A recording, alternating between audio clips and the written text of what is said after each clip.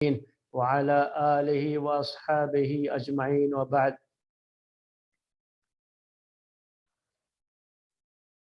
محترم بھائیو، عمر رضی اللہ تعالی عنہ کے دور خلافت میں فتوحات کا جو ایک لمبا سلسلہ رہا. ایک طرف فارس کے علاقے، وہ سب کی سب جو ہے اس زمانے کی جو کسرا بڑی پاورفل طاقت جو ہے حکومت تھی، اس حکومت کا خاتمہ ہوا اور کس طریقے سے اسلامی فتوحات کا سلسلہ عراق کے اس علاقے سے ہوتے ہوئے آگے بڑھا.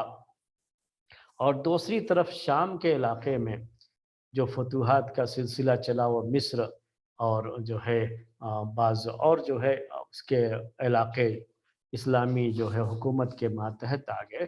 یہ فتوحات کا سلسلہ چلتا رہا اور یہاں تک کہ عمر رضی اللہ تعالی عنہ کا دور خلافت اپنی آخری منزل کو پہنچنے لگا.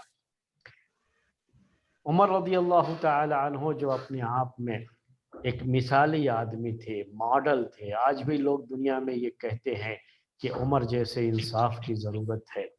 تو عمر رضی اللہ تعالی عنہ بڑے انصاف پسند خلیفہ تھے، بڑے بہادر، بڑے طاقتور اور بڑے متقی، بڑے پرہیزگار انسان تھے.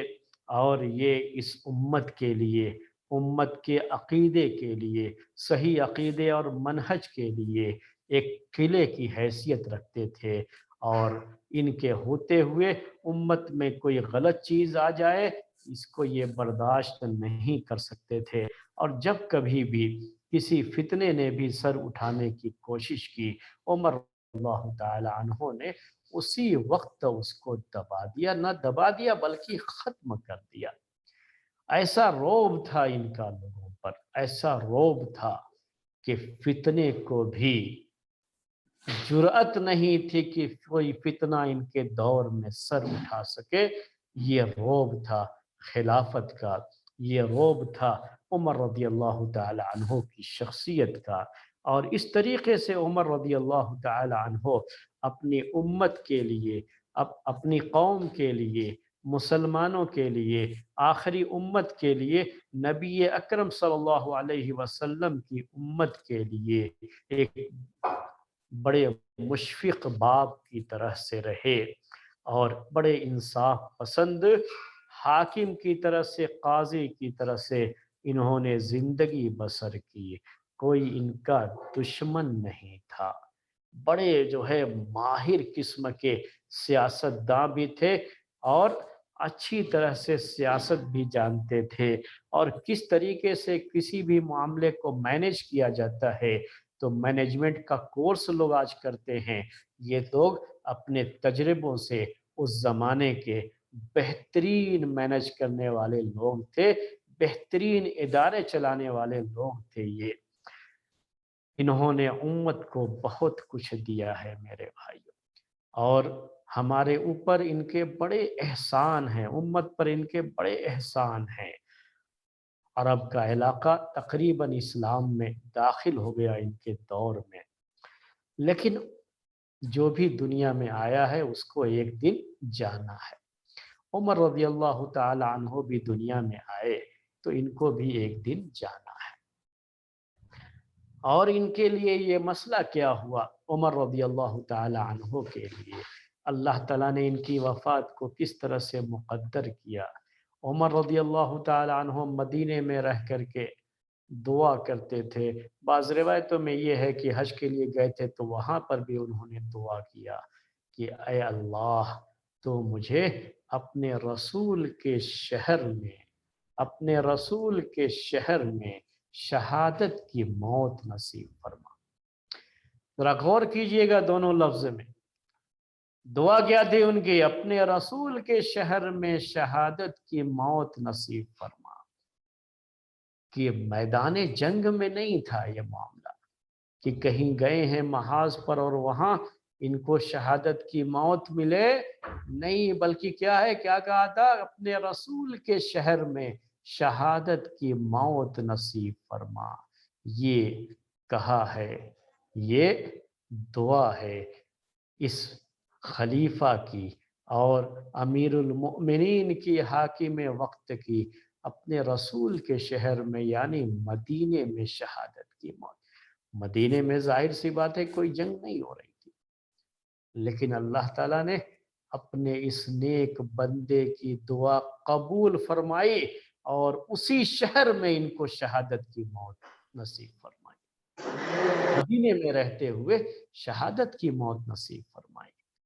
اب دیکھیے کیسے ہوا یہ معاملہ، پورا جو ہے معاملہ کیسے ہوا۔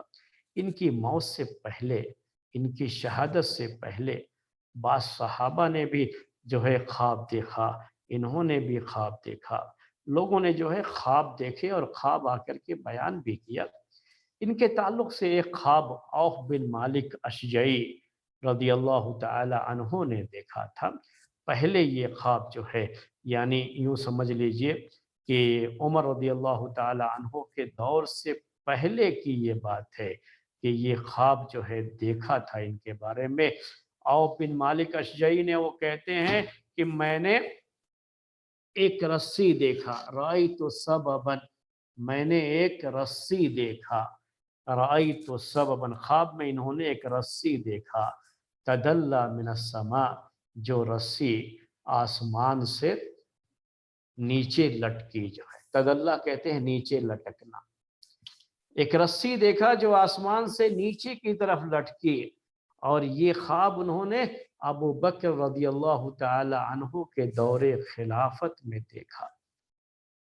اس لیے میں نے کہا کہ عمر کے دور سے پہلے کا یہ خواب ہے۔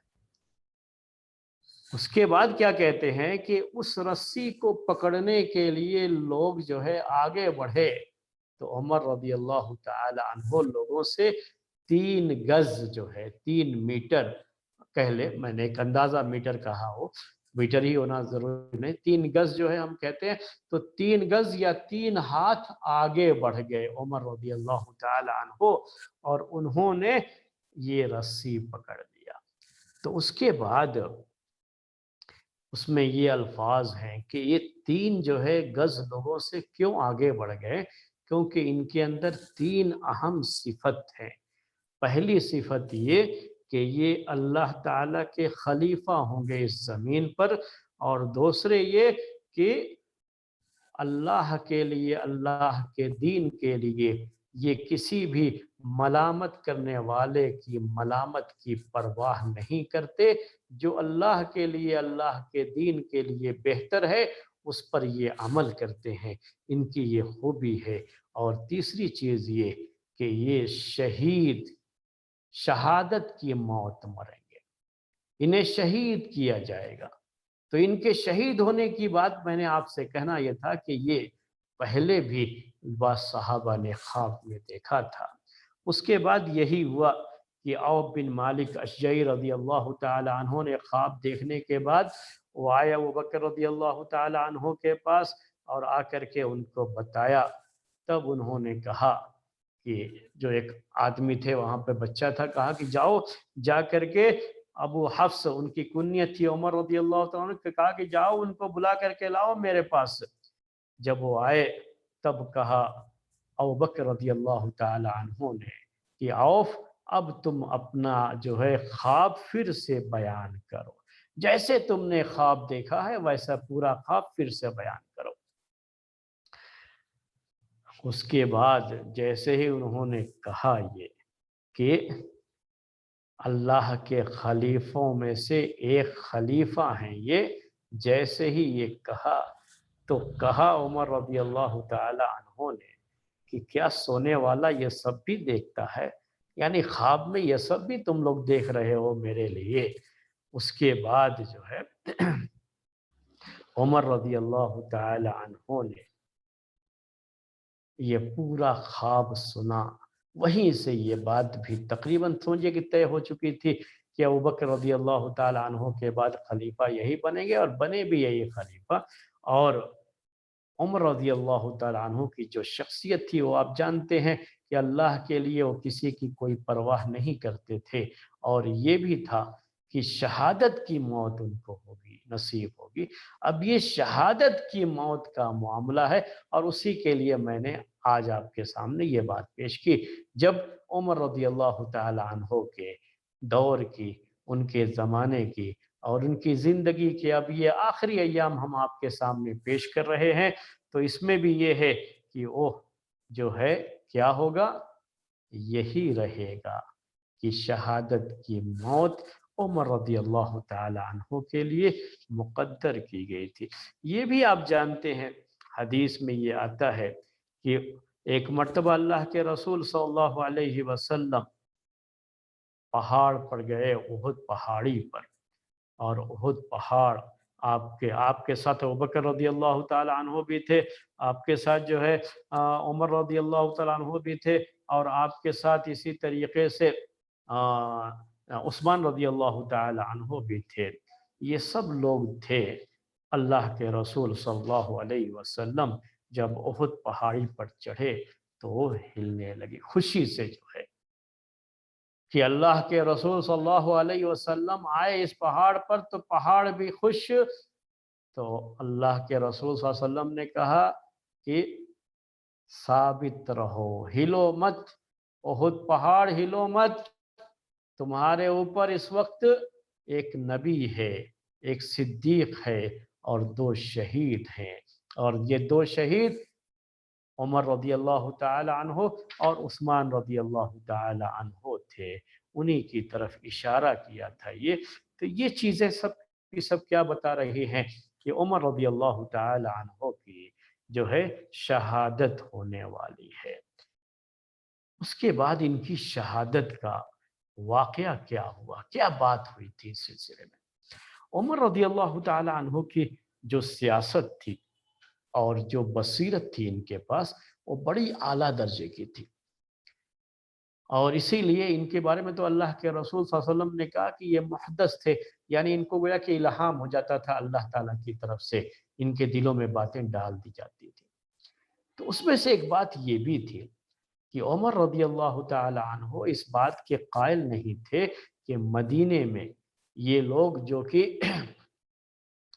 कैदी बन करके, मुख्तलिफ जंगें हो रही थी, दोनों दोनों तरफ जंगें हो रही थी। मैंने आपसे कहा एक तरफ किस्रा की हुकूमत से जंग थी, तो दूसरी तरफ कैसर से जो है कि हुकूमत से जंग थी। दोनों तरफ जंगें हो रही थी, फतूहात हो रही थी, और उसमें जो कैदी बनते थे वो गुलाम और लौंडे बनते थे, वो भी आप जानते हैं। तो ये जो गुलाम वगैरह होते थे, अभी जो अपने दीन पर कायम हैं वही गुलाम और लौंडी बन करके रहते थे। तो उनसे उनके बारे में उमर रज़ी अल्लाह ताला अन्हु की सियासत ये थी कि इनको मदीने में न रखा जाए, मदीने में ऐसे लोगों को न रखा जाए। क्यों न रखा जाए कि मदीना ही इस्लामी खिलाफत का मरकज था, कैपिटल सिटी कह लीजिए आज के ज़बान में कहना हो।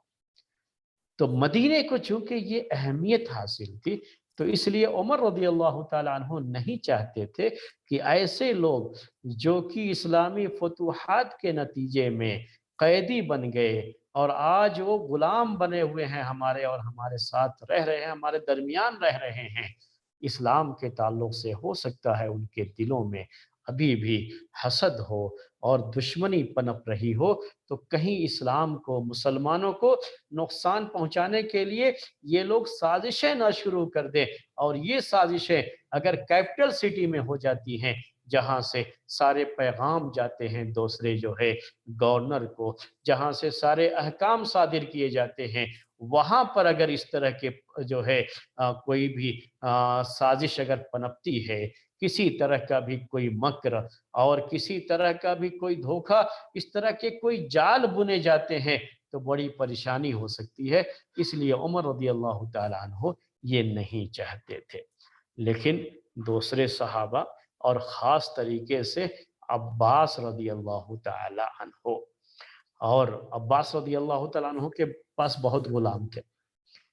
वो और उनके बेटे अब्दुल्ला इब्न अब्बास रज़ी अल्लाह ताला अन्हुमा, तो ये दोनों ये चाहते थे, और बाज़ दूसरे सहाबा भी चाहते थे कि नहीं, मदीने में भी रहे, ये लोग तो क्या है हमारे गुलाम हैं, हमारा हमें उनकी ज़रूरत है, हमारा काम करते हैं, इसलिए हमारे साथ मदीने में रहेंगे, परेशानी क्या है।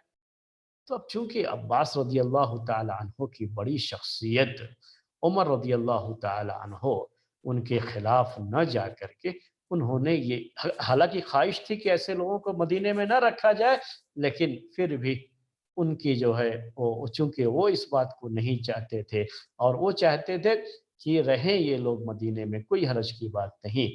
اس طریقے سے مدینے میں یہ مجوسی یا نصرانی جو قیدی بن جاتے تھے آ کر کے مدینے میں لونڈی اور غلام کی حیثیت سے، وہ مسلمان جن کو تقسیم میں وہ مل جاتے تھے وہ اپنے پاس رکھتے تھے اور ان سے مختلف کام لیتے تھے اپنا۔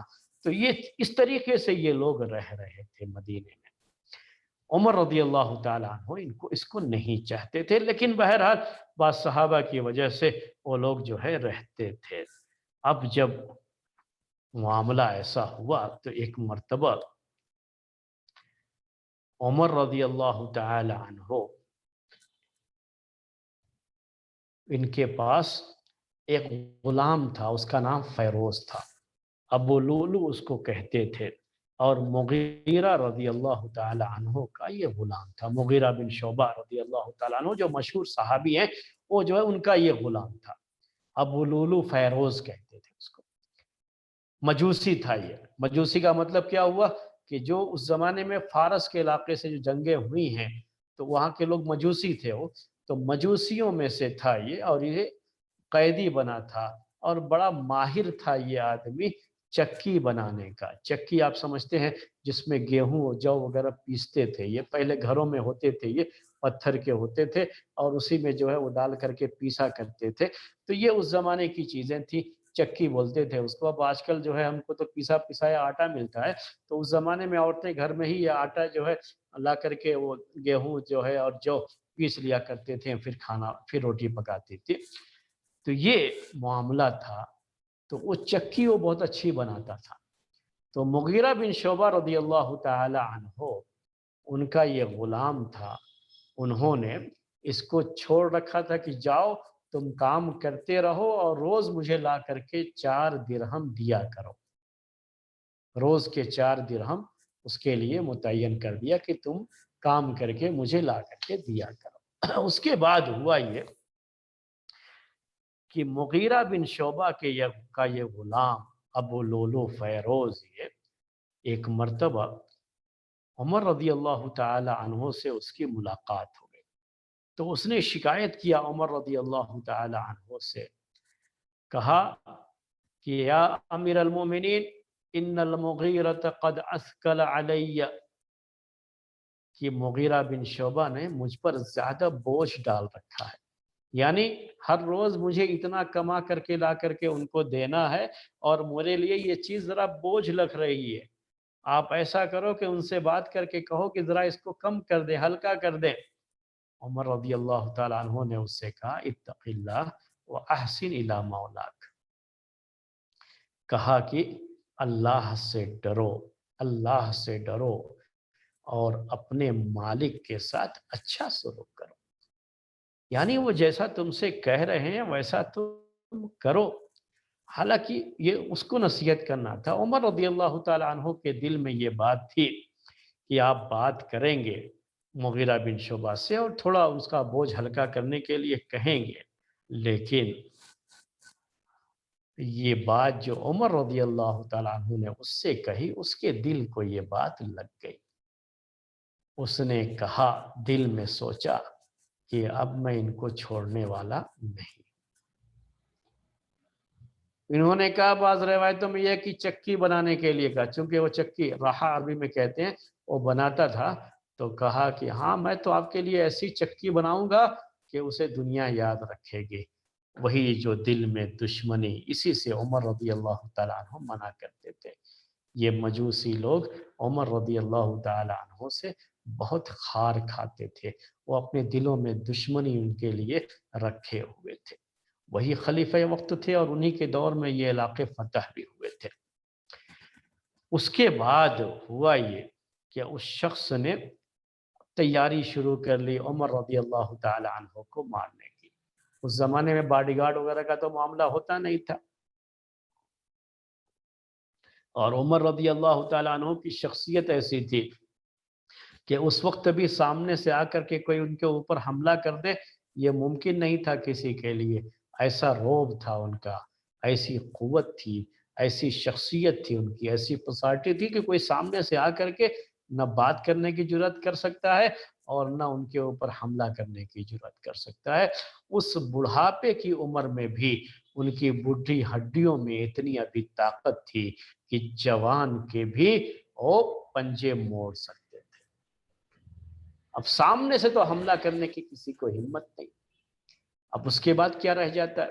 یہ مجوسی جس کے دل میں دشمنی کی یہ آگ جل رہی تھی، اس نے تیاری شروع کر لیا۔ پہلے تو ایک خنجر لیا جس کا 2 سر ہو، 2 سر یعنی اوپر کا حصہ جو ہے 2 ہو، اور دونوں طرف دھار، اس کو 2 دھاری تلوار یا 2 دھاری جو ہے نیزہ کہیے یا 2 دھاری جو ہے خنجر کہیے، دونوں طرف دھار ہو۔ اس میں دھار کہتے ہیں جس سے کاٹتے ہیں آپ، جہاں سے آپ چھری میں دیکھیں گے تو ایک طرف دھار ہوتی ہے اور ایک طرف وہ سمپل رہتا ہے، تو جہاں سے کاٹتے ہیں اسی کو اردو میں دھار کہا جاتا ہے۔ تو دونوں طرف دھار ایسا جو ہے اس نے پہلے سے تیار کیا، بنا کر کے سب رکھا اور خوب تیز کیا اس کو۔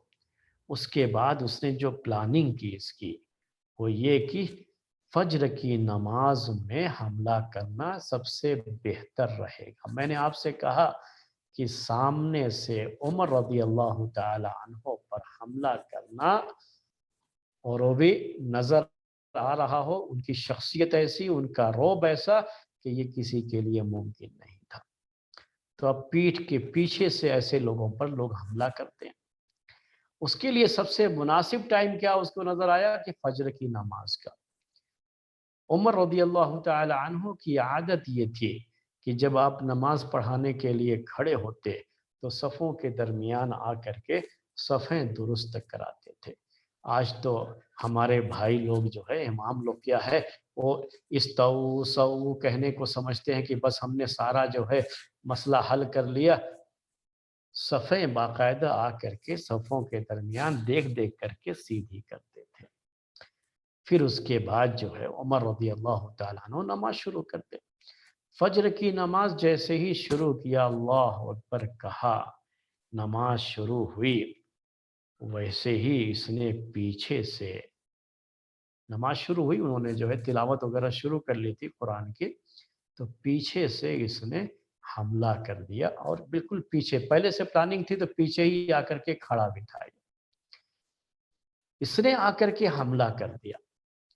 عمر رضی اللہ تعالی عنہ جو نماز کی حالت میں تھے، ان پر اس نے وہ تیز قسم کا خنجر تھا، اس کے کئی وار کیے، یہاں تک کہ پیٹ میں بھی، عمر رضی اللہ تعالی عنہ کے پیٹ میں بھی خنجر سے وار کیا۔ یہ چیزیں سب نماز میں ہوئی۔ عبد الرحمن بن عوف رضی اللہ تعالی عنہ بھی پیچھے تھے اسی نماز میں، عمر رضی اللہ تعالیٰ عنہ کے پیچھے وہ بھی تھے، تو ان کو دیکھے ہوئے تھے کہ وہ پیچھے ہیں، تو ان کو آگے جو ہے بڑھایا عمر رضی اللہ تعالیٰ عنہ نے کہ وہ نماز پڑھائیں۔ اس طرح سے جو وہاں پہ صحابہ تھے بالکل قریب میں، ان کو تو یہ ہوا کہ کیا ہوا، اندازہ تھوڑا سا ہوا، لیکن جو پیچھے تھے تھوڑا دور تھے سائیڈ میں، ان کو تو کچھ پتہ ہی نہیں اس کے بارے میں۔ ان کو تو صرف اتنا ہی ہوا کہ اچانک عمر رضی اللہ تعالیٰ عنہ کی آواز کی جگہ پر اب وہ دوسرے کی آواز سن رہے ہیں۔ تو بہرحال تھوڑی دیر کے لیے عمر رضی اللہ تعالیٰ عنہ کی آواز نہیں آئی، تو انہوں نے پہلے تو سبحان اللہ کہنا شروع کیا، اس کے بعد دوسرے کی آواز آنے لگی۔ نماز کی حالت میں تھے، اور حالت کی نزاکت کو دیکھتے ہوئے، جو ہے وقت کی نزاکت کو دیکھتے ہوئے، عبد الرحمن بن عوف رضی اللہ تعالی عنہ نے جلدی سے 2 رکعت نماز وہ مکمل کرائی، فجر کی یہ 2 رکعت۔ اس کا معاملہ یہ ہوا کہ یہ ابو لولو فیروز جس نے عمر رضی اللہ تعالی عنہ کو زخمی کیا پہلے، اس کے بعد وہ وہاں سے اب اس کو بھاگنا تھا، بھاگنا شروع کیا۔ اب کوئی اس کو پکڑنا چاہتا تو دونوں طرف اس کے ہاتھ میں 2 دھاری جو ہے وہ خنجر تلوار تھی یا کہیے چھڑی تھی، جو بھی آپ لفظ استعمال کر لیجئے، وہ دونوں طرف سے لوگوں پر حملہ کرتے ہوئے بھاگنے کی کوشش کیا اس نے، تو اس دوران کئی لوگ زخمی ہو گئے، یعنی صرف عمر رضی اللہ تعالی عنہ ہی نہیں بلکہ کئی لوگ جو ہے زخمی ہو گئے اس کے اس جو ہے حرکت کی وجہ سے۔ جب لوگوں نے دیکھا کہ اس کے ہاتھ میں تو خنجر ہے، اس کے ہاتھ میں جو ہے لوہے کی چیز ہے، دھاری دار چیز ہے، اور ہم ایسے اس کو پکڑنا چاہیں گے تو ہم کو ایسے ہی وہ زخمی کرتا جائے گا۔ میں نے آپ سے کہا کہ 13 آدمیوں کو اس نے زخمی کر دیا تھا، اور ان 13 آدمیوں میں سے 7 آدمی اور مر گئے تھے۔ تو اتنے لوگوں کو اس نے زخمی کیا، اور اتنے لوگ اس میں جو ہے اس وقت شہید بھی ہو گئے، مر بھی گئے۔ اس کے بعد ایک شخص نے، ایسے موقع پر ذرا سوچ کر کے کوئی فیصلہ کرنا ہوتا ہے، ایک شخص نے ایک چادر اٹھائی اور اٹھا کر کے اس کے اوپر ڈال دیا۔ بہت قریب جانے سے کیا ہوتا ہے کہ وہ آپ کے اوپر حملہ کر دے رہا ہے، تو اس نے دور سے یہی کیا کر دیا، اس کے اوپر چادر ڈال دیا تاکہ اب وہ چادر پکڑ کر کے کھینچیں گے تو نہیں بھاگ پائے گا، اور کافی لوگ تھے نماز میں۔ تو جیسے ہی یہ ہوا تو ظاہر سی بات اب چاروں طرف سے لوگ اس کو پکڑ ہی لیں گے، یا تھوڑا سا یہ موقع جو ملا تو چادر سے اس کو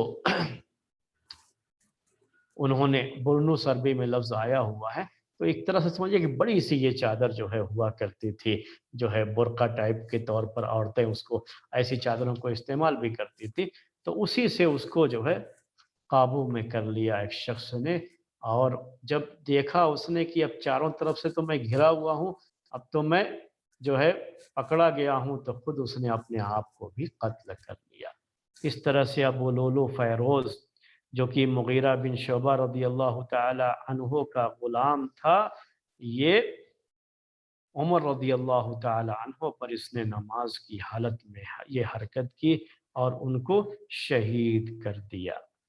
عمر رضی اللہ تعالی عنہ نے سب سے پہلے جو بات کہی اس کے بعد، جو آپ کو سب سے زیادہ فکر تھی، جو آپ کی دعا تھی، وہ کہ اپنے رسول کے شہر میں مجھے شہادت کی موت نصیب فرما، یہ جو بات تھی، تو عمر رضی اللہ تعالی عنہ نے عبداللہ ابن عباس رضی اللہ تعالی عنہما سے کہا اسی مسجد میں کہ دیکھو میرے اوپر حملہ کرنے والا کون تھا، پہلے کس نے میرے اوپر حملہ کیا تھا یہ؟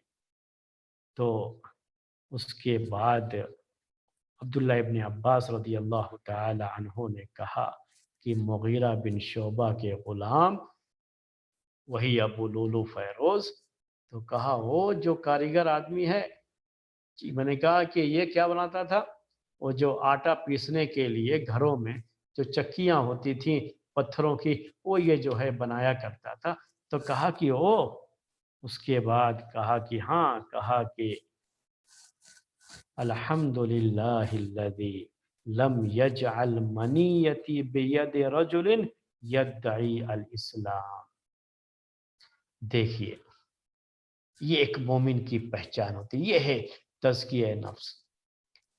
اب وہ بالکل موت کے قریب پہنچ چکے ہیں، اس طرح سے ان کو زخمی کر دیا گیا ہے، اب ان کی زندگی کی کوئی امید نہیں ہے، لیکن اس حالت میں بھی زبان سے کیا نکل رہا ہے، الحمدللہ الذی لم یجعل منیتی بید رجل یدعی الاسلام، کہ تمام تعریف اس اللہ کی، شکر ہے اس اللہ کا جس نے میری موت کسی ایسے آدمی کے ہاتھ سے نہیں کرائی جو اسلام کا دعویٰ کرتا ہو۔ ہم نے آپ سے کہا، کیا کہا، کہ یہ مجوسی تھا، یہ تو کہا، کیا کہا انہوں نے، اللہ کا شکر ہے کہ میری موت کسی اسلام کا دعویٰ کرنے والے شخص کے ہاتھ سے نہیں ہوئی، ایک مشرک کے ہاتھ سے، مجوسی کے ہاتھ سے، اور یہ شہادت کی موت ہوئی اللہ کے رسول صلی اللہ علیہ وسلم کے شہر میں۔ ابھی موت ہوئی نہیں ہے، لیکن یہی سبب بن جاتا ہے، بعد میں اسی میں ان کی موت ہوتی ہے۔ تو ابھی یہ بات جو ہے ایسے موقع پر بھی عمر رضی اللہ تعالی عنہ کیا کہتے ہیں، یہ اصل غور کرنے کی بات ہے۔ इसमें भी एक अच्छाई का पहलू। चलो कम से कम इतना तो इत्मीनान है कि मेरे ऊपर हमला करने वाला कोई मुसलमान तो नहीं था। आज ये देखेंगे आप कि हमारे ही भाई अपने भाइयों को, दुनिया के कितने मुल्कों में ऐसा है कि हमारे ही भाई अपने भाइयों के खून से अपने हाथ को लाल कर रहे हैं, अपने हाथ को रंग रहे हैं। मैं हमारे एक साथी की बात आपके सामने नकल करता हूँ। जब मैं मदीने में पढ़ता था तो उस वक्त एक बात कही थी एक साथी ने। वो पड़ोसी मुल्क का साथी था। उसने कहा कि भाई चलो अल्लाह ताला का तुम लोग शुक्र अदा करो कि तुम लोग एक ऐसे मुल्क में रहते हो कि जहां तुमको मारने वाला सिर्फ इस्लाम के नाम पर, सिर्फ इस वजह से कि तुम मुसलमान हो, तुम्हारे ऊपर कोई हमला किया जाता है, तो ये तो कम से कम इत्मीनान है कि तुम्हें मारने वाला कोई मुसलमान नहीं है। हमारा तो मामला ये है कि हमारा खून से हाथ रंगने वाला भी हमारा अपना भाई होता है। तो ये है पहलू, जरा इस पर गौर कीजिएगा। उमर रदी अल्लाह तआला अन्हु ने क्या कहा। उसके बाद चूंकि ये सवाल किया था अब्दुल्ला इब्न अब्बास रदी अल्लाह तआला अन्हुमा से कि देखो किसने मारा है मुझे, उन्होंने बताया कि मुगीरा के गुलाम ने आपको मारा है। तब उस ये जो है उन्होंने अल्लाह का शुक्र अदा किया और उसके बाद क्या कहा, कहा कि देखो, अब्दुल्ला इब्न अब्बास उनसे कहा कि तुम भी और तुम्हारे बाप यानी अब्बास रदी अल्लाह तआला अन्हु, कहा कि तुम लोग ये चाहते थे कि ये कुफार मुशरिकीन मदीने में रहें, तुम ही लोग ना ये चाहते थे, और मैं मना करता था इससे। तो अब अंदाजा होगा कि मेरे मना करने की हिकमत क्या थी और क्यों मैंने इससे मना किया था। जी, तो ये एक बड़ा मसला है जो है। और उसके बाद कहा अब्दुल्ला इब्न अब्बास रज़ी अल्लाह ताला अन्हुमा ने, अब इस मौके पर ये चीज़ें हैं, पॉइंट हैं, नोट किए जाएंगे। अब इस मौके पर अब्दुल्ला इब्न अब्बास क्या कहते हैं उमर रज़ी अल्लाह ताला अन्हु से कि ठीक है, आप जैसा कहते हैं वैसा ही अब हम करेंगे, वैसा ही हम करेंगे। तो उमर रज़ी अल्लाह ताला अन्हु ने कहा उस मौके पर फिर कि अब कोई फायदा नहीं, अब कोई फायदा नहीं। अब उनको तुम कैसे बाहर कर सकोगे जब ये लोग तुम्हारी जैसी जबान बोलते हैं। इतना उनका वक्त गुजर चुका कि अब वो तुम्हारी जैसी जबान बोलते हैं, हमारे कल्चर को अपना चुके हैं और किबले की तरफ रुख करके हमारी तरह वो भी नमाज पढ़ रहे हैं। यानी हम में इतना घुल मिल गए हैं कि अब इनको बाहर निकालना भी मुश्किल, इनकी पहचान करना भी मुश्किल। अब वो पहले वाली बात नहीं रह गई। शुरू में ही इन चीज़ों पर काबू पाया जाता है। जब ये चीज़ें किसी भी मुआशरे और समाज में जड़ पकड़ लेती हैं तो फिर इन चीज़ों को बाहर करना मुश्किल हो जाता है। ये बातें जो है बहरहाल उमर रज़ी अल्लाह तआला अन्हु ने समझाई। उसके बाद जो है उमर रज़ी अल्लाह तआला अन्हु को उनके घर ले जाया गया। जब उनके घर गए तो उस वक्त ऐसा लग रहा था जैसे कि आज मुसलमानों पर ऐसी मुसीबत टूट पड़ी है, ऐसी मुसीबत पहले कभी नहीं आई थी।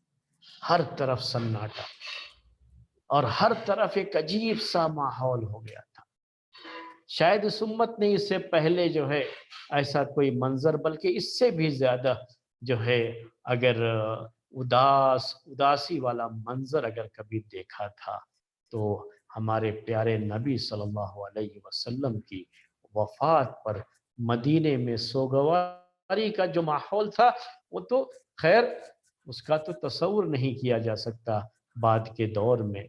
उसके बाद अगर कभी ऐसा मौका आया तो कहते हैं रावी इस हदीस को बयान करने वाले कि फिर ये उमर रज़ी अल्लाह ताला अन्हु के इस जो है जख्मी होने के बाद इस तरह का माहौल हो गया था मेरे भाइयों, और इस तरह का अंदाज हो गया था कि जिसको भी देखो बड़ा ही जो है सोगवार है, जिसको भी देखो बिल्कुल जो है परेशान है, हर तरफ गम ही गम है।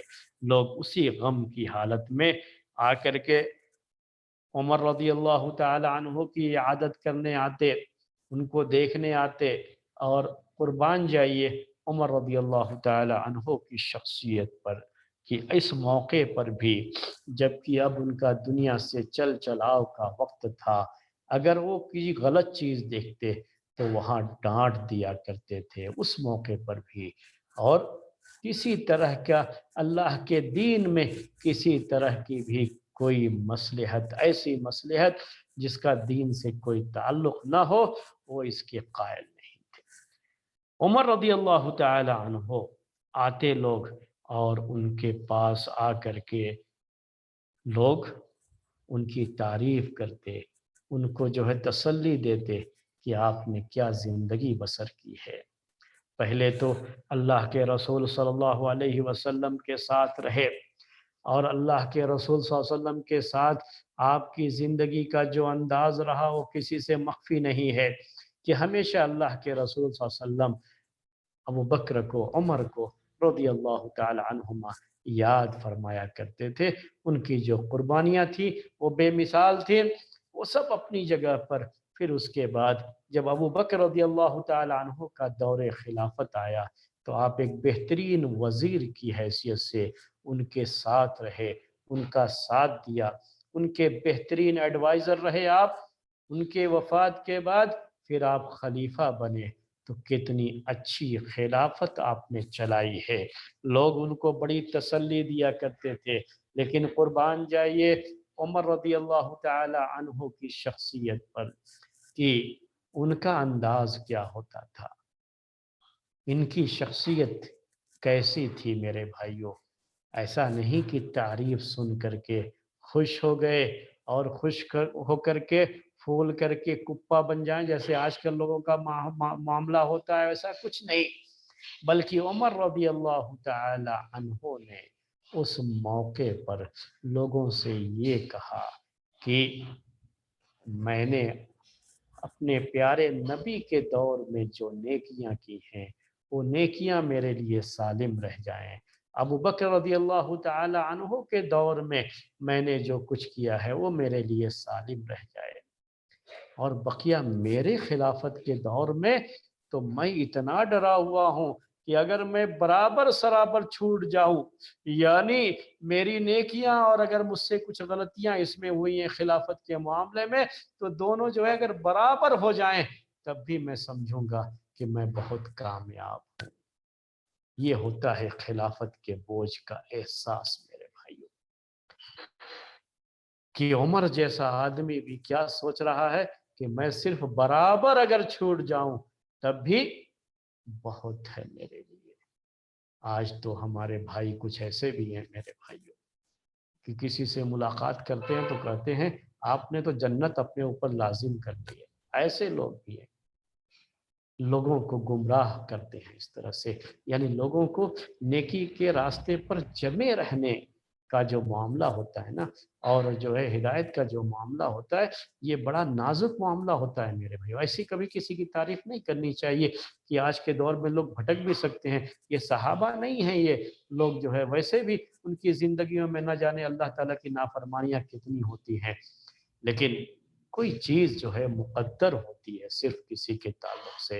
اور جیسے مان لیجئے کہ ایک آدمی جو ہے اس کی 2 بیٹیاں ہیں، جو ہے 3 بیٹیاں ہیں، اس نے اچھی تربیت کی ہے، ارے آپ نے تو جنت کو لازم کر لیا اپنے اوپر۔